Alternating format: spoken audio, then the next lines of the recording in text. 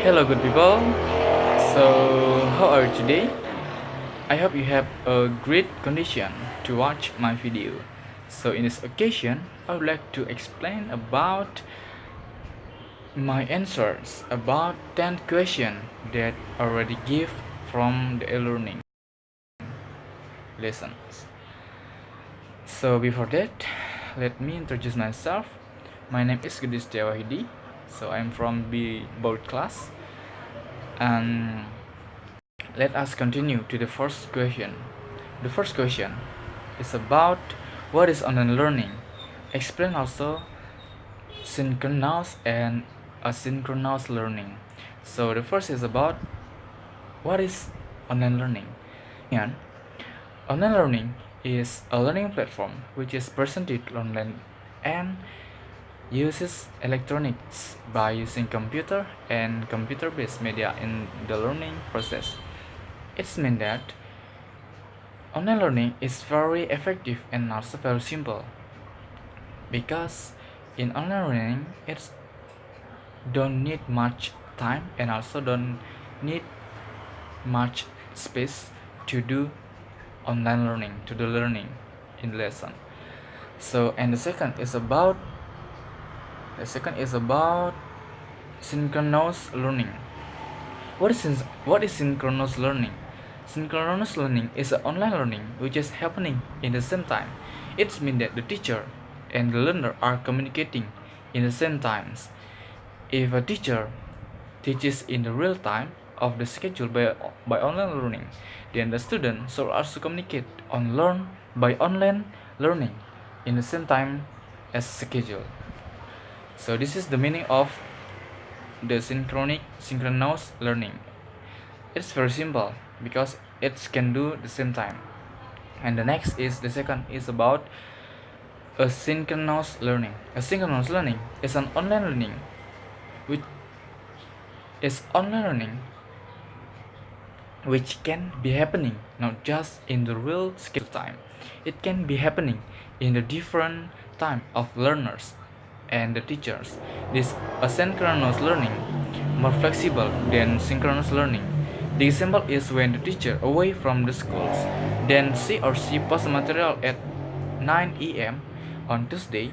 The learners who seated anywhere in the world can access the material and respond it any time, day or night, based on the date that they have made by the teacher. So this is the meaning of asynchronous learning. So next is about the second question. The second question is what are the basic features of an L of a LMS? Please explain. So I think there are 8 basic feature of an LMS. The first is about announcement.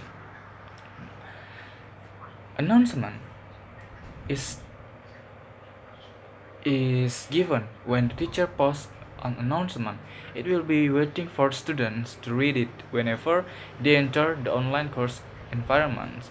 So the student should to understand and also should to know what is the instruction that contains in the announcements. So this is the example of announcement. And then it's about discussion forums. Students go to discussion forums to participate in the online class discussion.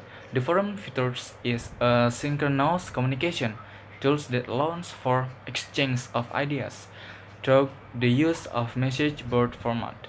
The structure of most discussion forums based on participation's ability to the messenger's reply to the message posted by other participant. Communication between participants is initiated when someone, usually the moderator, posts a topic or question for discussion. Based upon this first post, participants begins to communicate with another by responding to the original post or the post of the participant. Discussion forums used to promote conversation between the student and teacher. So this is the example of discussion forum. And then is about syllabus. Syllabus. After reading the announcements, the student review the course syllabus. The syllabus features an essential component of the course environment. It provides structure for the course and outlines course expectation. When the student enter your course to the first time, they should review. They shall review the syllabus to familiarize themselves with the requirement with the course requirements. And the next is about lessons. It's about lesson. So this is the example of lessons in the online learning. Student review the week by week course lessons. Online lesson replace the lectures, discussion, and activities that may take place in the classroom. The lessons are the core instruction containers for your course. You may post a lesson for each unit of instruction. The lesson shall be lead the student through the course learning outcomes. And the next is about resources. It's about resources. In online course, digital course readings and reference are organized in a section commonly referred to as a research. The research feature stores all types of digital and online materials that students are required to review, including readings, website, games, image, sound recording, and the video. And then it's about number 6 is about Dropbox. Dropbox have the function to submit assignment. The teacher may require the student to upload their documents to the online Dropbox or their assignment section of the S. A Dropbox is a digital space in which document, presentation, links to website, and more can be uploaded by the student, and the teacher can access it. So this is the example of Dropbox. So the student can upload the assignment in here. And the next is about Gradebox. Now, Gradebox is a box that contains about the grade from the students. So the teacher give the student score about the assignment that already have done to be collected. And the next is about course mail. Course mail. What is the meaning of course mail? The teacher may use the course mail feature to send out important message to the students. This is similar to course announcements. Mail can be sent to the individual student or the entire class. It means that when the student have the problems or the important things that should know by the student, the teacher can send the course email for the students. Now, so this is the course mail, the example of course mail. Now, let me continue to the third question. What is the third question? The third question is, as an online course teacher, give an example of a good introduction writing for topic meeting. Please explain. So, this is the example. This is the example of the good introduction writing for one topic meeting. So, okay, as you can read, dear all students, welcome to this course with Mr. Setia. We hope that our learning process will have finished in the 16th meeting. In this semester, we are going to learn about a new topic. What we are going to do in a class with a new topic are learn and discuss about narrative text, the language structure, feature, and social function of narrative text, and then making a narrative text based on have you learned. And this is the example of a good introduction writing. And the next is about question number 4. What online material must be attractive? What elements are needed? Please give an example. So this is there are 1, 2, 3, 4. There are 4 elements are needed in the online materials. The first is about page layout. So page layout. Above all else, an online layout must be open. Open means that there is enough white space on the page to keep the mind clear, enough white space to allow the students to feel that they are not overburdened by the task at hand. Space surrounding text. The space between lines and paragraph provides white space. And then line length. Line length. Because the size of browser screens can be varied at will, line length can vary. When lines of the text are too long, it is difficult to read. And then justification. Always use left justification text with range right margins as we have in this guide. And then heading and subheading. Heading and subheading organize the content and should be used consistently. The second is about text. The first is typeface. It is important to keep in mind typeface online have a much lower resolution than typeface on the paper. Therefore, the general rules is to keep it simple as always. And the next is about type size. Type size or font size is another important factor in online learnings. Again, because resolution on a computer screen is much lower than on paper. Larger type of easier to read because you have more dots available per inch to define the letters. It means that you should to use not the bigger font or not also the small font in online learning. And the next is about bold and italic. Bold and italic can be used very effectively for emphasis when used sparingly. Italic is generally used for type works. Italic type is more difficult to read online because of a relation. And then it's about underlining. In an online environment, underlining is used for hyperlinks. So when you click the hyperlinks, you may go to another page. And then it's about color. Color can make impact if it used with care, because when the color is not related and it's not good in the online learning, it can make the student feel lazy to see the online learning. So this is the color, and the next is about graphic elements. So graphic elements, they are usually use symbol and icons. Symbol and icons be very useful in signaling small element in website that appear over and over again. And the next is bullet and numbering. Items in a series stand apart when they are bulleted. When the series of items occur in a sequential order, as is the case with the instruction, numbers are used in place of the bullets. This distinction is very important. And the next, we move to the next question.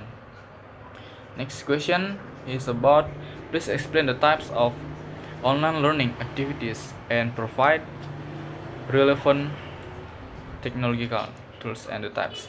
So this is the example of online learning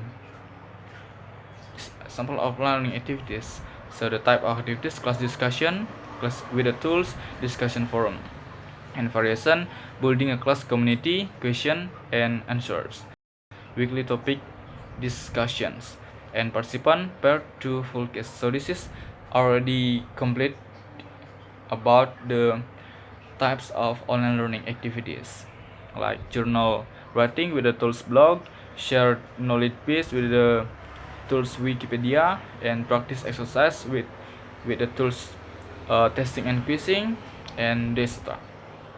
And the next is We move to the number 6 question. In online discussion is one important element in online learning. Sometimes it may not work well. How does the teacher optimize discussion? So this is the question, and the answer is, so the first is about preparation. Online teachers should be prepared to provide evidence to school leaders, demonstrating that the first is about preparation, are prepared well to use modern information communication and learning tools. The next is student centered and flexible while maintaining high standard. And then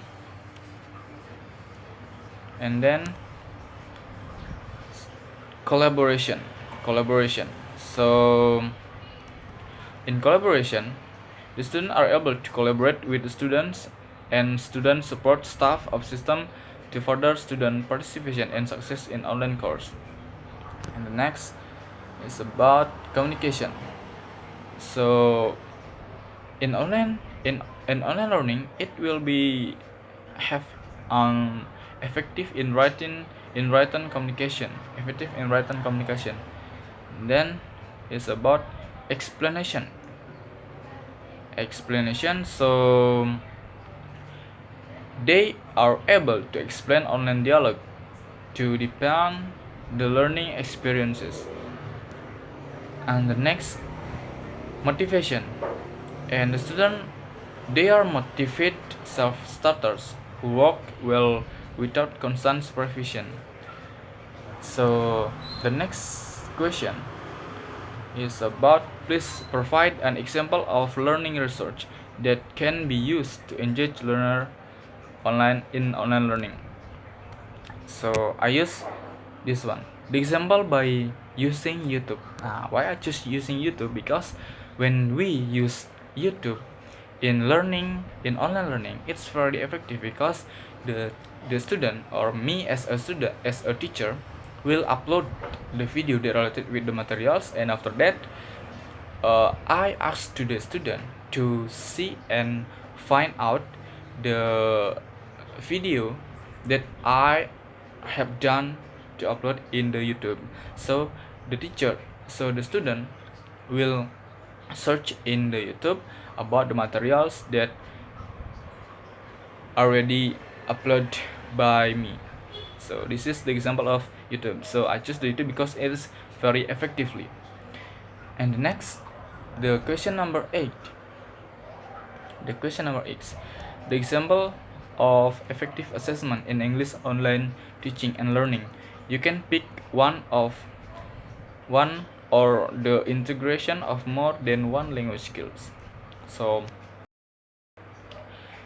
this is the example assessment to make the student can write a short essay about descriptive text, language skill writing, and the task is about write a short essays. Students submit written work electronically to the short essay the student made before. So this is number 8, and then it's about number 9. What are the basic elements to consider when building an online course? Let's explain. So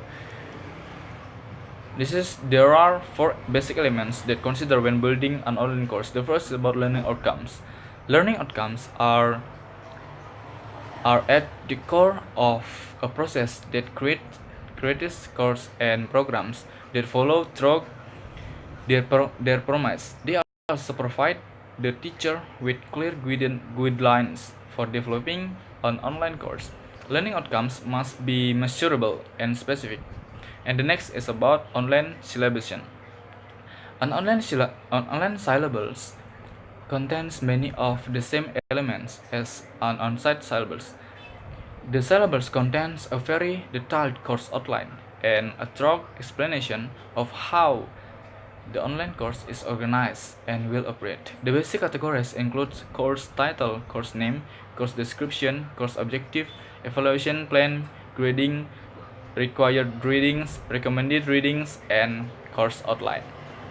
And the next is about course outline. Course outline the line course outline is a calendar and to-do list, and the present of a sequence of events, reading, activities, and course deliverables.